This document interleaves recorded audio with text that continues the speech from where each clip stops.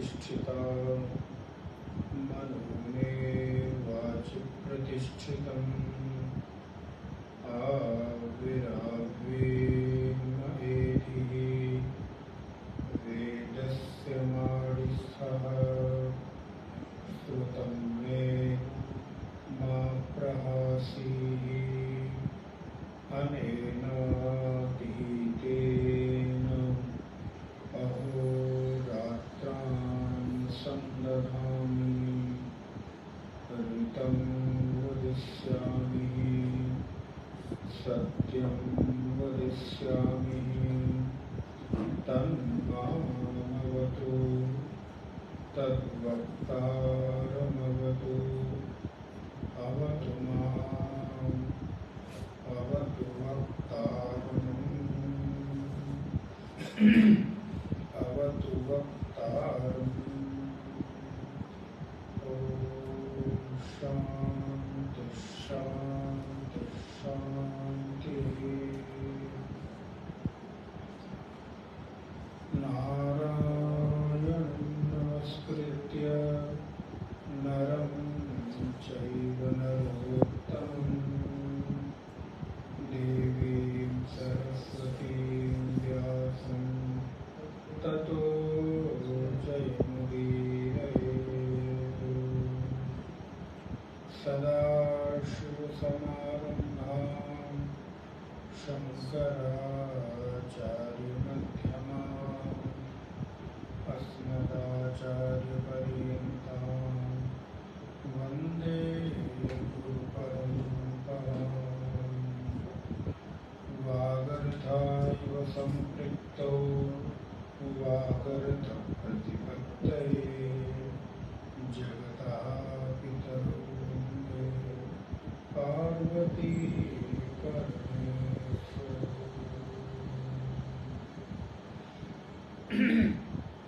नारायण। ब्रह्मानंद वल्ली का प्रथम अनुवाद का पाठ करेंगे। ओम ब्रह्मविदाप्नोति परम्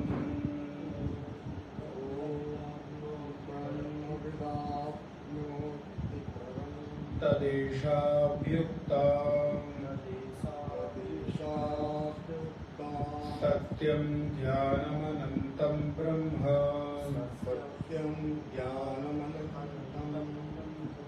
यो वेद निहितं गुहायां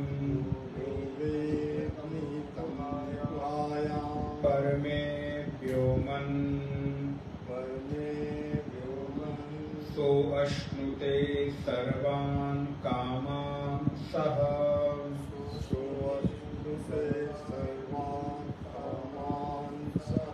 ब्रह्मणः विपश्चितेति तस्माद्वा एतस्माद् आत्मनः आकाशः सम्भूतः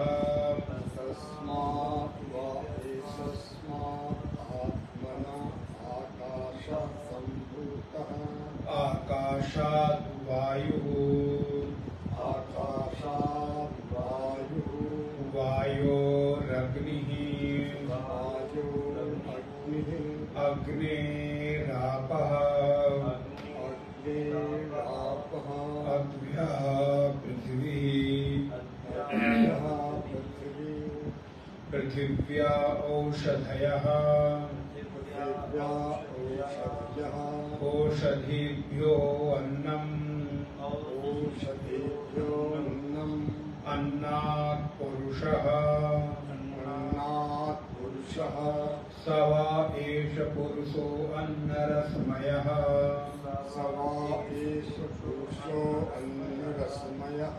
तस्येदमेव शिरः अयं दक्षिणः पक्षः अयं उत्तरः पक्षः अयम् आत्मा इदं पुच्छं प्रतिष्ठा तदप्येष श्लोको भवति तदप्येष श्लोको भवति।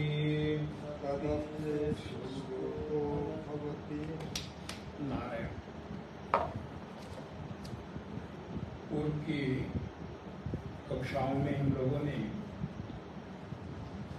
सत्यम ज्ञानम अनंतम ब्रह्म यो वेद निहितम गुहायाम परमे व्योमन, इन विषयों पर चर्चा की। उसके आगे का जो विषय है उस पर विस्तृत भाष्य को हम लोग देख रहे हैं पिछले 6-7 क्लासेस से। एक ही विषय चल रहा है, सत्यम ज्ञानम अनंतम ब्रह्म। तो पिछली कक्षा में भगवत्पाद आचार्य कहते हैं, अतो निरतिशयम आत्मनः आनत्यम देशः तथा अकार्यत्वात् कालः तद्भिन्नस्त्व अंतरभावस्य वस्तुतो अतः एव निरतिशयत्वम्। तस्मादिति मूल वाक्य सूत्रतम ब्रह्म परम मिश्रते। एतस्मादिति मंत्रवाक्येन अनंतरम यथा लक्षितम यत् ब्रह्मादौ ब्राह्मणः वाक्येन सूत्रतम यच्च सत्यम ज्ञानम अनंतम ब्रह्म इत्येव अनंतरम एव लक्षितम। तस्मादेतस्मात् ब्रह्मणः आत्मनः आत्मशब्दवाच्यात्। भगवत्पाद कहते हैं कि जो मंत्र में तस्माद इति ये शब्द आया है, तस्माद, तो ये है मूल वाक्य सूत्रतम ब्रह्म परमिष्यते। तस्माद इस पद से जो मूल वाक्य में सूत्र रूप से ब्रह्म के बारे में कहा गया है, ब्रह्म पद, वो हमको ग्रहण करना चाहिए। और उसके बाद से प्रारंभ होता है एतस्मात् आत्मना आकाशः सम्भूतः। अब सत्यम ज्ञानम अनंतम ब्रह्म, इस बात को करने के बाद अब उस परम ब्रह्म से जब पूरे ब्रह्म के द्वारा पंच महाभूतों की जो सृष्टि होती है उसकी यहाँ पर चर्चा कर रहे हैं। एतस्मादिति मंत्र वाक्येन अनंतरम यथा लक्षितम। अब कहते हैं आत्मना ही तत्सर्वस्य तत्सत्यम सा आत्मेति।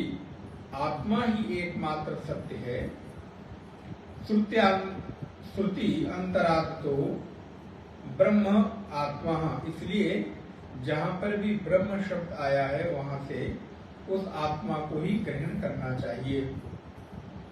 तस्मात् एतस्मात् ब्रह्मणः आत्मस्वरूपात् आकाशः सम्भूतः समुत्पन्नः।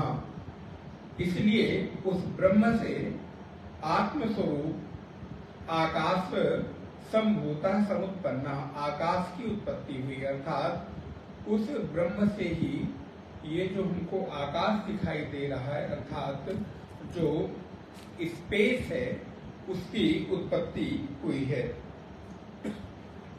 अब प्रश्न उठता है कि उस ब्रह्म से आकाश की उत्पत्ति कैसे हुई?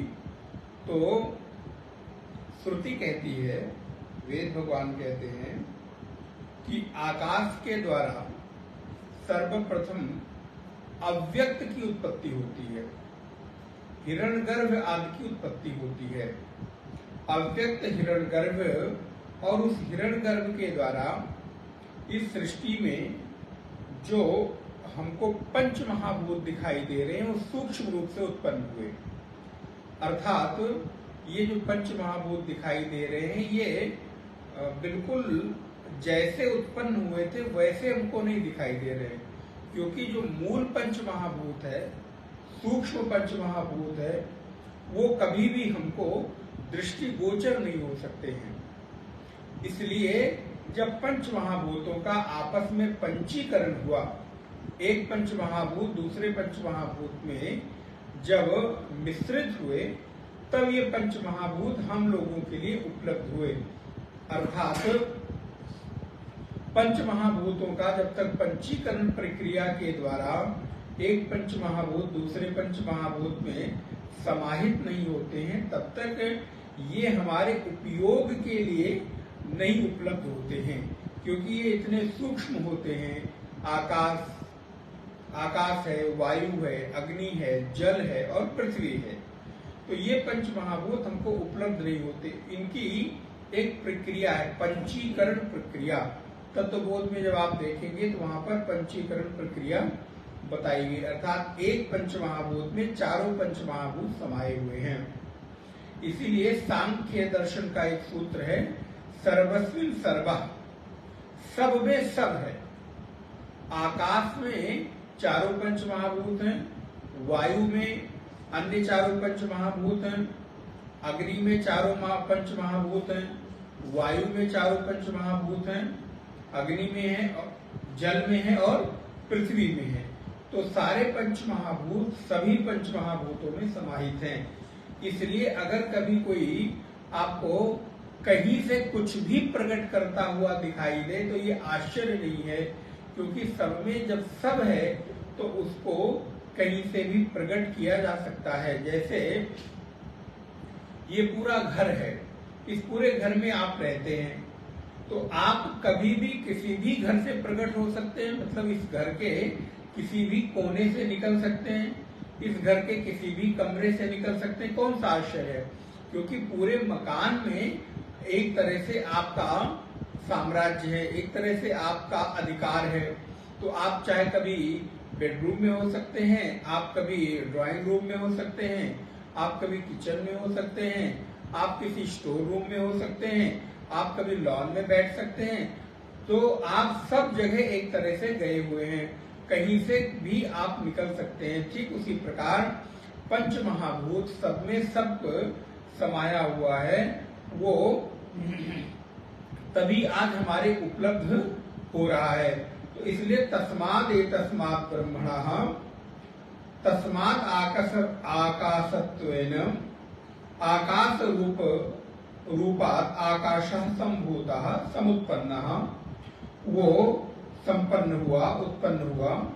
आकाशो नाम शब्द गुणो अवकाशकारो मूर्त द्रव्याणाम तस्मात् आकाशस्त्वेन स्पर्श गुणेन पूर्वेण च कारणेन शब्देन द्विगुणो वायु।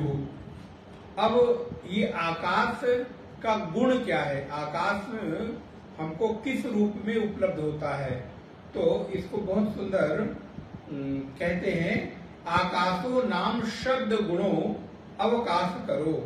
आकाश शब्द और गुणकारी है, अर्थात जब तक आपके पास आकाश नहीं होगा, स्पेस नहीं होगा, तब तक आप शब्द नहीं बोल सकते। आप देखिए कभी कभी किसी ऐसे घर में आप चले जाते हैं, किसी ऐसे हॉल में चले जाते हैं जहां आकाश खुला हुआ नहीं है, बहुत बंद था है, तो वहां पर आप कुछ भी बोलते हैं तो स्पष्ट सुनाई नहीं देता है। कभी आपने ध्यान दिया कि नहीं दिया, इतना इको करता है कि वहां पर आपको कुछ भी शब्द स्पष्ट रूप से सुनाई नहीं देता। तो जब तक आकाश अर्थात स्पेस नहीं होता है तब तक हमको कुछ सुनाई नहीं देता। इसलिए आकाश का गुण है शब्द। आकाश नाम शब्द गुणों अवकाश करो, तो जहां पर हमको शब्दों का स्पर्श सुनाई दे, शब्द आकाश का गुण होने के कारण और अवकाश के कारण, जहां जहां हमको स्पेस मिलता है, स्थान मिलता है, वहां वहां आकाश होता है। मूर्त द्रव्याणाम, इसलिए तस्माद आकाशस्त्वेन स्पर्श गुणेन, इसलिए आकाश का जो गुण है वो शब्द है, स्पर्श करी है। पूर्वेण च कारणेन शब्देन द्विगुणो वायु, और उसका द्विगुण कर दे अर्थात दुगुना कर दे तो वो गुण आकाश में, आकाश के गुण वायु में आ जाते हैं। संभूतः इति अनुवर्तते वायोश्च स्वयं रूप गुणेन पूर्वाभ्याम च त्रिगुणो अग्नि। अब वो सारे जो गुण हैं वो सारे गुण आकाश से दुगुना वायु में, वायु से त्रिगुना अग्नि में आ गया जो गुण है। और अग्नेन स्वयं रस गुणेन पूर्वैश्च त्रिभिश्च चतुर्गुण आपः संभूतः, अर्थात जो गुण आकाश में, जो गुण वायु में, जो गुण अग्नि में, वो तीनों तो जल में आए ही आए। और जल का अपना जो गुण है वो है रस, अर्थात रस के बिना आप कभी कोई स्वाद नहीं ले सकते। जल के बिना आप कभी कोई स्वाद नहीं ले सकते हैं। बोले महाराज वो कैसे? अब आप देखिए, आप कभी कोई वस्तु का ग्रहण करते हैं, भक्षण करते हैं, और अगर आपका मुख बिल्कुल सूख जाए तो कभी आपने विचार किया, मुख जब भोजन कोई ऐसा सूखा भोजन हो, सूखा पदार्थ हो जिसमें रस ना बनता हो, सामान्य भाषा में कहें लार न बनती हो, तो आप उस वस्तु को कभी चबा नहीं सकते। और अगर आप चबाएंगे तो मुंह आपका बहुत, आपको परिश्रम करना पड़ेगा, बहुत चबाना पड़ेगा, लेकिन फिर भी उसके बाद भी उस वस्तु का जो स्वाद है वो आपको नहीं मिलेगा। तो फिर आप क्या करते हैं? 2 घूंट पानी पीते हैं, और जैसे ही जल पीते हैं तो जो वो वस्तु थी वो अपने आप अपना स्वाद प्रकट कर देती है। तो लार के बिना, रस के बिना किसी वस्तु का स्वाद नहीं मिलता। इसलिए जल का गुण है स्वाद, जल का गुण है रस। तो रस के बिना हमको कोई स्वाद नहीं मिलता। तो जल में जो रस का गुण है वो तो है ही, लेकिन उसके बाद भी जो आकाश, वायु और अग्नि, इन तीनों के गुण हैं वो भी जल में प्रकट हो जाते हैं। अद्भ्याम स्वयं गंध रूपेण पूर्वैश्च चतुर्भि पंचगुणा पृथ्वी संभूतः, और पृथ्वी में 5 गुण हैं, 4 आकाश, वायु, अग्नि, जल के, और 5वां अपना। तो पृथ्वी का क्या गुण है? तो पृथ्वी का गुण है गंध। इसीलिए जब तर्क संग्रह ग्रंथ है, जब आप उसको पढ़ते हैं तो वहां पर आता है गंधवती पृथ्वी। पृथ्वी कैसी है? गंध। अभी आप देखिए, जैसे ही कहीं, बहुत सामान्य सा उदाहरण है, जैसे ही आप पृथ्वी में जल डालते हैं, पानी डालते हैं, पृथ्वी से अपनी एक स्वाभाविक गंध उठती है, सुगंध उठती है, उसका जो एक विशेष स्वरूप है वो प्रकट हो जाता है। और ऐसी सौंधी खुशबू पृथ्वी से प्रकट होती है कि कितना आनंद आता, वाह मजा आ गया। आप कहीं भी पानी डालकर देखिए पृथ्वी में, तो पृथ्वी का जो गुण है वो है गंधवती। जहां जहां गंध है वहां वहां पृथ्वी है। जैसे जहां जहां धुआं है वहां वहां अग्नि है। ठीक इसी प्रकार जो पृथ्वी में गुण है वो गंध का गुण है। तो पंचगुणा पृथ्वी संभूतः पृथिव्या औषधया। और अब पृथ्वी से क्या प्रकट हुआ? तो पृथ्वी से औषधियां प्रकट हुई, अर्थात जितने भी पेड़ पौधे, जड़ी बूटियां, अन्न, ये सब पृथ्वी से ही पैदा होते हैं।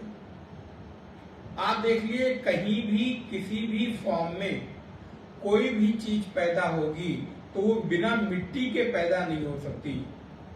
आप अपने छत के ऊपर भी अगर फूल लगाते हैं, फल लगाते हैं, सब्जियां लगाते हैं, या आजकल छत के ऊपर गार्डनिंग लोग करने लगे, पूरा का पूरा छत ही मिट्टी डालकर उसको एक पार्क के रूप में, एक लॉन के रूप में डेवलप करते हैं, पेड़ पौधे लगाते हैं। लेकिन छत के ऊपर ऐसे ही आप पेड़ लगा दीजिए, कभी नहीं लगेगा। कब तक? जब तक कि मिट्टी नहीं होगी। जब तक कि किसी गमले में मिट्टी नहीं भरी जाएगी तब तक उस गमले से कोई भी पेड़ पौधा उग नहीं सकता, कोई भी फल, कोई भी सब्जी पैदा नहीं हो सकती। इसलिए पृथिव्या औषधया, पृथ्वी से औषधियां प्रकट होती हैं, अन्न आदि प्रकट होते हैं।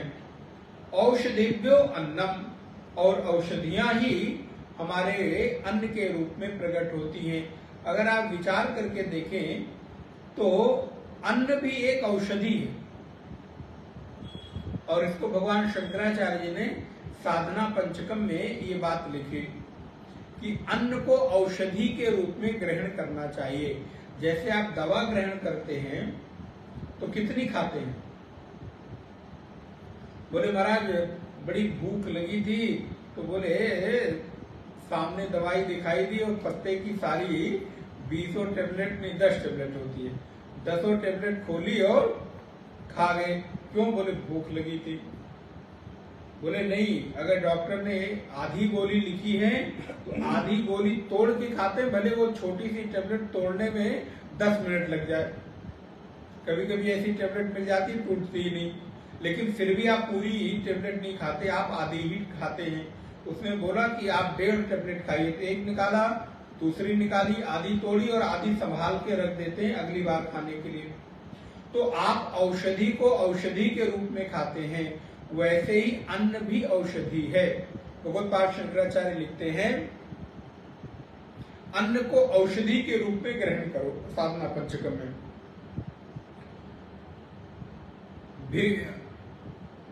भिक्षौषधम तु याच्यताम, भिक्षा रूपी औषधि को याचना करनी चाहिए। जब कोई सन्यासी के लिए उन्होंने लिखा, सन्यासी को अन्न को भिक्षा के रूप में ग्रहण करनी चाहिए। अन्न को भिक्षा में जब ग्रहण करे तो किस भाव से?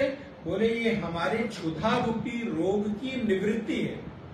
भगवान शंकराचार्य लिखते हैं क्षुधा एक रोग है। हाँ, क्षुद व्याधिश्च चिकित्स्यताम प्रतिदिनम भिक्षौषधम अंतुभुज्यताम। क्षुद व्याधिश्च चिकित्स्यताम, क्षुधा और प्यास, भूख और प्यास की निवृत्ति कैसे करे? तो क्षुद व्याधिश्च चिकित्स्यताम प्रतिदिनम, प्रतिदिन भिक्षौषधम भुज्यताम, भिक्षा रूपी अन्न को ग्रहण करके आप अपनी क्षुधा और अपनी प्यास, भूख और प्यास रूपी रोग की निवृत्ति करनी चाहिए। उसको इतनी अधिक मात्रा में ग्रहण न करें जो अन्न आपके लिए बोझ बन जाए।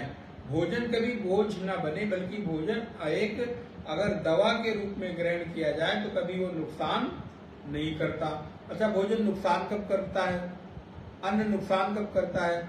जब औषधि से अधिक, औषधि का तात्पर्य क्या हुआ? जितनी क्षुधा या जितना प्यास लगी है उसको निवृत्त करने के लिए, उसको शांत करने के लिए केवल खाया जाए, ना कि इतना अधिक खा लिया जाए जिसे हमारे शरीर के पाचन में दिक्कत आने लगे। तो भगवत्पाद शंकराचार्य लिखते हैं औषधेभ्यो अन्नम अन्नात् एतद् रूपेण परिणतात् पुरुषः शिरः पाण्याद्य कृति मानः। बोले इस अन्न रूपी औषधि को ग्रहण करने के बाद अन्न क्या काम करता है? अन्न का काम क्या है? तो बोले अन्न आपके भीतर रूप प्रकट करता है,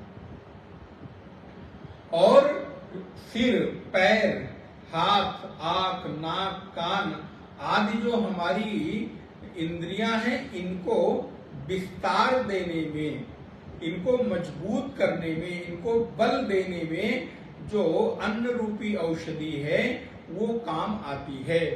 इसलिए आप लोगों ने भी सुना ही होगा, विज्ञान भी ये बात स्वीकार करता है और अध्यात्म तो हमेशा से कहता ही आया कि गर्भस्थ शिशु के ऊपर, यदि माँ के गर्भ में कोई शिशु पल रहा है, कोई बालक, कोई बालिका माँ के गर्भ में है, तो उस गर्भ के ऊपर माँ के द्वारा खाए गए अन्न पिए गए जल का प्रभाव केवल मां के शरीर में ही नहीं होता, बल्कि उसके गर्भ में पल रहे शिशु के ऊपर भी होता है। जैसा अन्न मां खाती है, उसी अन्न के रस से उस बच्चे का विस्तार होता है। इसलिए देखिए, जब कभी कभी गर्भ में शिशु को किसी भी तरह की दिक्कत आ जाती है तो दवा आदि, भोजन आदि किसको खिलाया जाता है?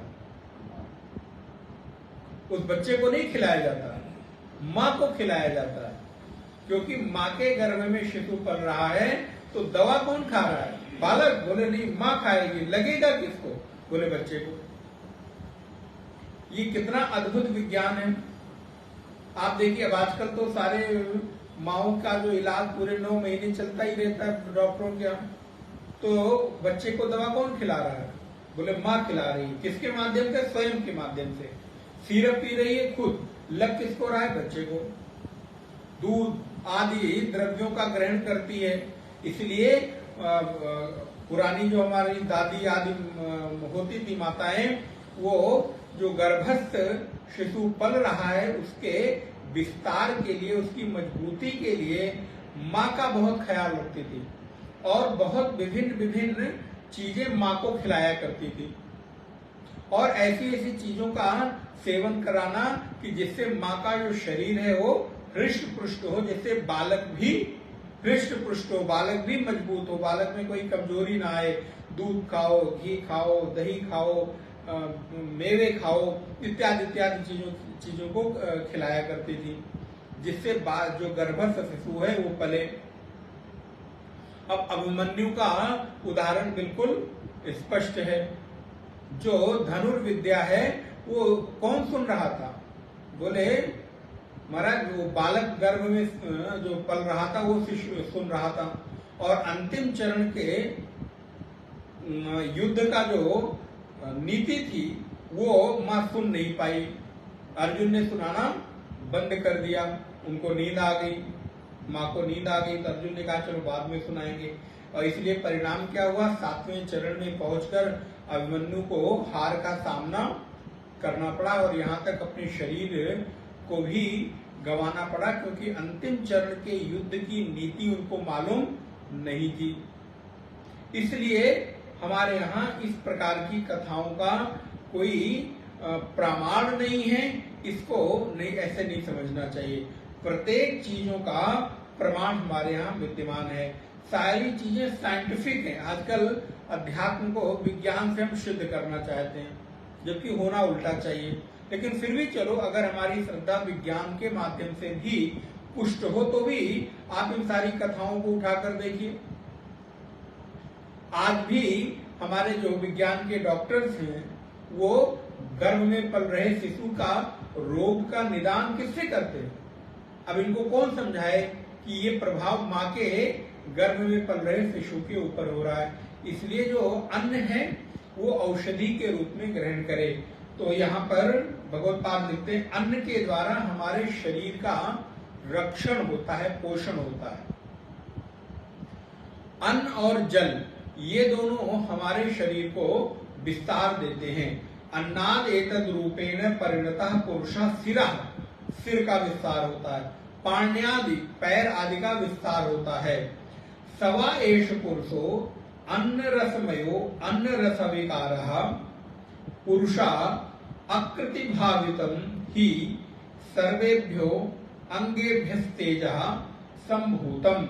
और अंगों के विस्तार के साथ साथ रेतो, जो स्त्री में, महिला में बीजम तस्माद्यो जायते सोपि तथा पुरुष कृतिरेव स्यात्, जो स्त्री और पुरुष में रज और वीर्य का विस्तार होता है, रज और वीर्य का निर्माण होता है, जिसके माध्यम से सृष्टि प्रजापति की उत्पत्ति होती है, उसका भी विस्तार रस से ही होता है।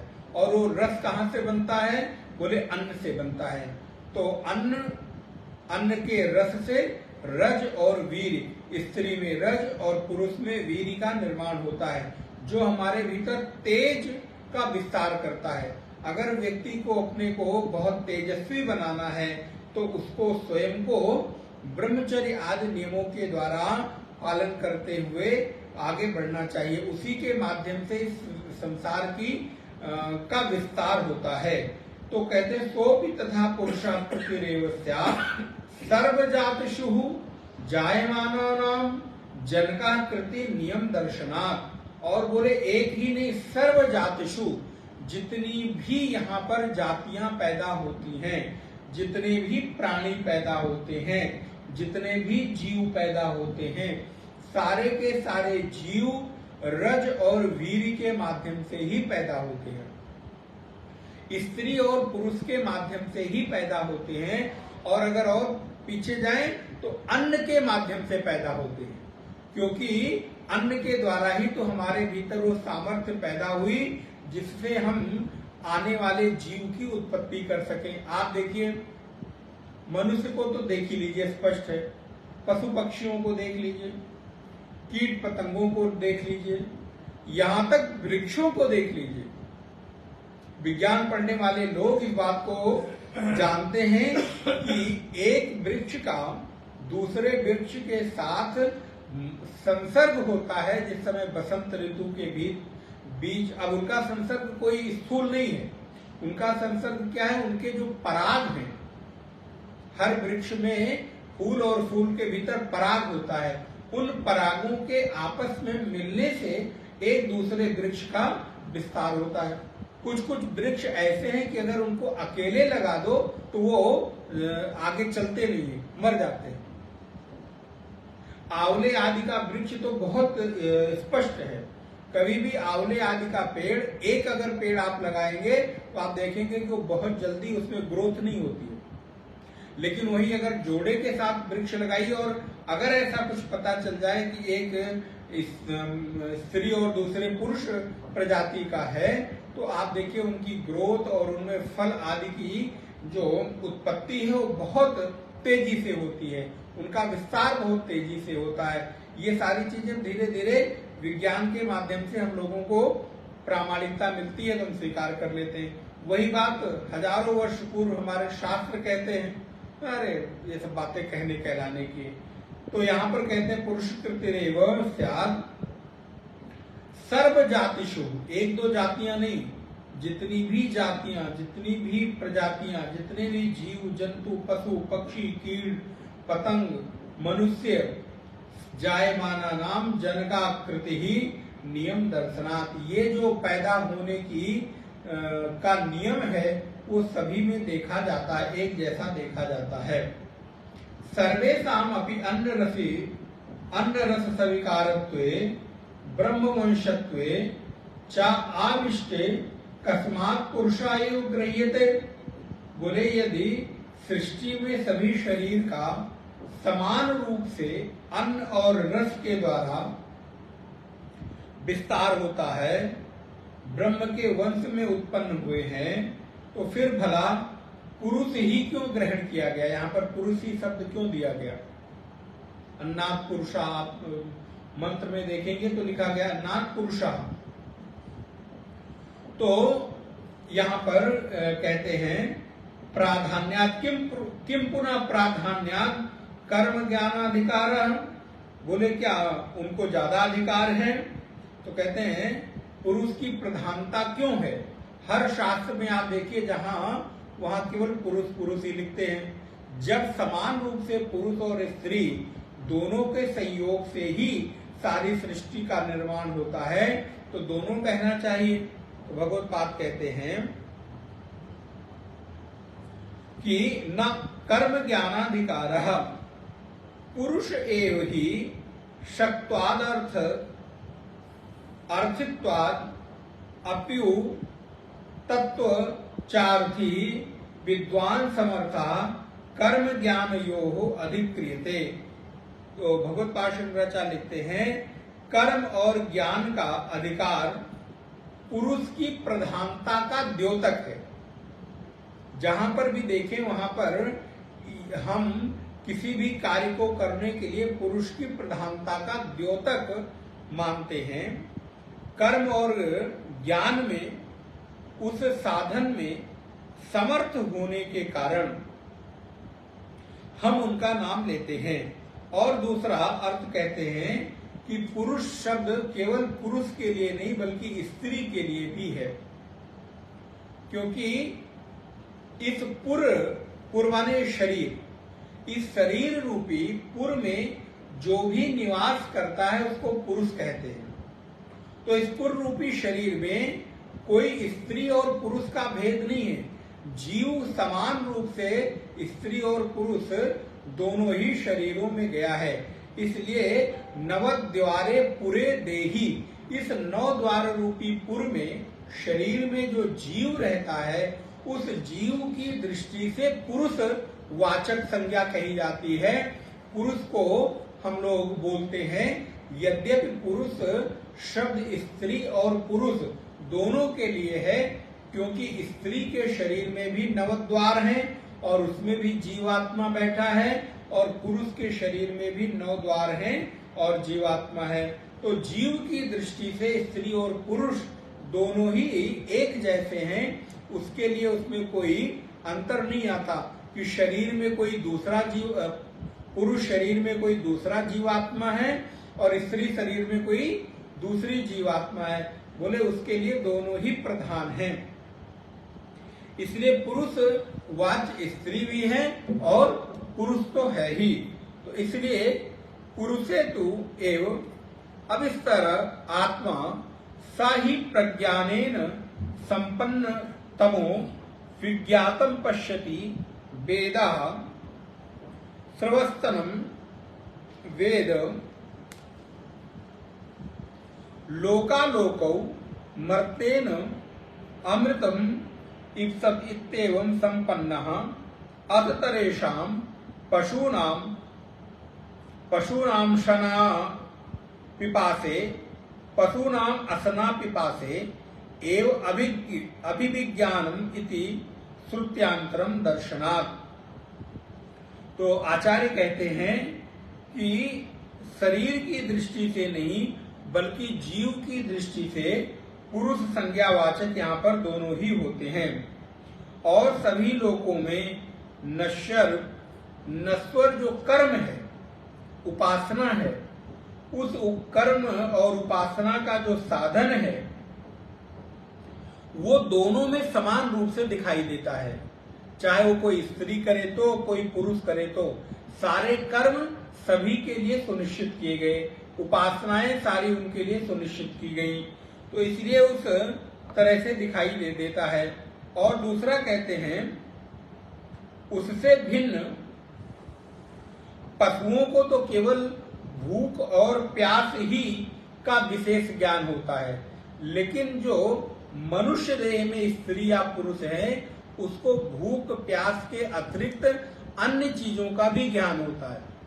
देखिए पशु पक्षी में, कीड़े मकोड़े में केवल और केवल अधिक रूप से भूख और प्यास का ही ज्ञान है, अन्य चीजों का इतना ज्ञान नहीं होता है। उनको धीरे धीरे आप सिखाइए, पढ़ाइए तो थोड़ा बहुत वो आपके साथ फैमिलियर हो पाते हैं। लेकिन जैसे मनुष्य का विवेक है, मनुष्य का ज्ञान है, क्या वैसा ज्ञान किसी पशु पक्षी में देखने को मिलता है? किसी कीट पतंग में देखने को मिलता है? किसी पेड़ पौधे में देखने को मिलता है? नहीं मिलता है। लेकिन हाँ, जब आप उनके साथ थोड़ा आत्मीय संबंध रखते हैं, उनके साथ जाकर थोड़ा सा मित्रवत स्नेह करते हैं, तो पेड़ पौधों में भी कहते ग्रोथ थोड़ी बढ़ जाती है। जब आप नित्य उन पेड़ पौधों के साथ फैमिलियर हो जाते हैं। पशु पक्षियों को देखिए, अब पशुओं में तो आजकल जो श्वान है, कुत्ता है, वो तो बिल्कुल स्पष्ट दिखाई देता है। अब घर के फैमिली मेंबर से ज्यादा ख्याल उसका रखा जाता है। महाराज अब क्या कहा जाए, रहने तो नहीं तो वो याद आ जाता है, हमारे कुत्ते को आप कुत्ता कहते हैं। बताइए। मुझे किसी ने कहा ये, हाँ, डायरेक्टर है किसी विभाग में, मेरे कोच में रहते हैं, मैंने बोल दिया, मैंने कहा आपका कुत्ता का, अरे कुत्ता मत बोलिए, मेरा बेटा है। हाँ, कुत्ते को कुत्ता कहते कह दिया, कुत्ता बोलो तो मैं सॉरी बोल रहा हूँ। सॉरी। तो इसीलिए हम लोग भी कहते हुए तो हम श्वान बोल देते हैं। बहुत लोगों को नहीं, उनको लगता है कि किसी परिवार में गए हमने कहा आपका श्वान तो बहुत अच्छा है। बोले महाराज आपने बड़ा अच्छा नामकरण कर दिया हमारे इस डॉगी का। मैंने कहा हाँ, डॉगी का नामकरण बहुत अच्छा हो गया, श्वान नाम रख दीजिए। अब उनको नहीं पता है तो उनको लग रहा है कि श्वान भी कोई नाम हो गया, जैसे दुनिया भर के नाम रखते हैं, टॉमी और क्या क्या रखते रहते हैं लोग, जूली, टॉमी और पता नहीं क्या क्या रखते हैं। आधुनिकता में लोगों ने बच्चों का नाम भी श्वान कर दिया। हाँ अच्छा, मतलब नहीं पता उसको, हाँ श्वान कर दिया, नया नाम है। तो हो बोले श्वान नाम आपने नामकरण बचा, ये कहीं हुआ, कहीं अभी 1-2 साल पहले कहीं गया किसी घर में, तो अब कुत्ते को कुत्ता बोलते हुए थोड़ा अटपटा लग रहा था। तो मैंने कहा वाह भाई आपका श्वान तो बड़ा अच्छा लग रहा है, बड़ा प्यारा है। अच्छा, घर के फैमिली मेंबर का तारीफ ना करो तो उनको कोई फर्क नहीं पड़ता, कुत्ते की तारीफ ना करो तो बोले महाराज आपने ध्यान नहीं दिया, लाके मिलाते हैं, देखिए आप हमारे इससे मिलिए, तो मैं हाँ भाई मिलो, दूर से मिलो, लेकिन अब वो आके हाथ चाटने लगेगा, पैर चाटने लगेगा, पैर गोदी में आके बैठ जाएगा, तो हम लोगों को तो नहीं जमता है। लेकिन खैर, तो मैंने कहा भाई आपका श्वान प्यारा है, तो बोले महाराज अब आज से इसका नाम, तो मैंने कहा अभी तक बच्चों के ही नामकरण हम लोग करते रहे अब श्वान का भी नामकरण कर दिया। लेकिन खैर, तो कहते हैं कि किसी भी पशु पक्षी में, कीट पतंग में, कीड़े मकोड़े में भूख और प्यास के अतिरिक्त अन्य कोई विवेक बहुत ज्यादा देखने को नहीं मिलता। आप उसको थोड़ा बहुत सिखा दीजिए तो वो बात मानना, उठो बैठो खाओ पियो इतना मानना लगता है, लेकिन मनुष्य से अधिक विवेक किसी और में देखने को नहीं मिलता। इसीलिए मनुष्य सभी प्राणियों में सबके ऊपर शासन करता है, केवल और केवल विवेक के आधार पर। आप देखिए इतनी बड़ी हस्ती हाथी इतनी बलवान होती है, उस छोटे से अपने पहलवान को वो एक पैर के नीचे ऐसे कुचले तो महाराज पता नहीं न चले उसको, लेकिन उसके बाद भी वो पहलवान उस हाथी के ऊपर शासन करता है बल के आधार पर। इसलिए इस दुनिया में बल के आधार पर शासन नहीं होता, इस दुनिया में विवेक के आधार पर शासन होता है, ध्यान रखिए। आज तक इतने बड़े बड़े बलवान हैं, वो WWF क्या आता है, EF होता है ना, WWF में देखिए इतने बड़े बड़े मोटे मोटे लंबे चौड़े 7-7, 8-8 फीट के लोग, 200-200 किलो, 300-300 किलो के लोग किस पर शासन करते हैं। बोले महाराज 10 लोग भी उनकी बातें नहीं सुनते, लेकिन एक वही किसी देश का राष्ट्राध्यक्ष, किसी देश का प्रधानमंत्री, भले ही छोटा हो, भले ही कमजोर हो, भले ही देखने में बहुत सुंदर ना हो, लेकिन पूरे देश पर शासन करता है। किसके बल पर? बोले विवेक के बल पर। इसलिए आज तक इस दुनिया में कोई किसी पर शासन कर सका है तो बल के ऊपर नहीं, विवेक के ऊपर। इसलिए शासन करना है तो विवेक की आवश्यकता होती है, बल तो अपने आप आ जाते हैं। आप अपने यहां ये देखिए, पंडित क्या नाम था, छोटे से थे ना, जिनको मार दिया गया था जहर देके, प्रधानमंत्री, नहीं मुजफ्फरनगर, हाँ, शास्त्री जी, लाल बहादुर शास्त्री जी, पंडित लाल बहादुर शास्त्री जी।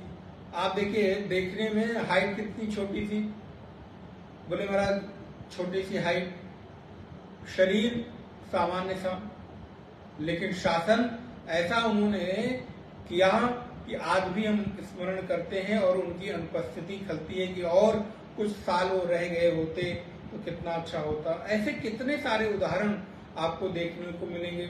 अब नाम तो नहीं लेना चाहिए, लेकिन फिर भी लेना ही पड़ता है। राष्ट्रपिता को देख लीजिए, अपने महात्मा गांधी को, बल के ऊपर उन्होंने शासन किया, विवेक के बल पर, बुद्धि के बल पर। इसलिए बहुत ज्यादा पहलवानी हम कर रहे हो, बहुत ज्यादा शरीर हमारे पास हृष्ट पुष्ट हो, हम शासन कर सकें, ऐसा नहीं।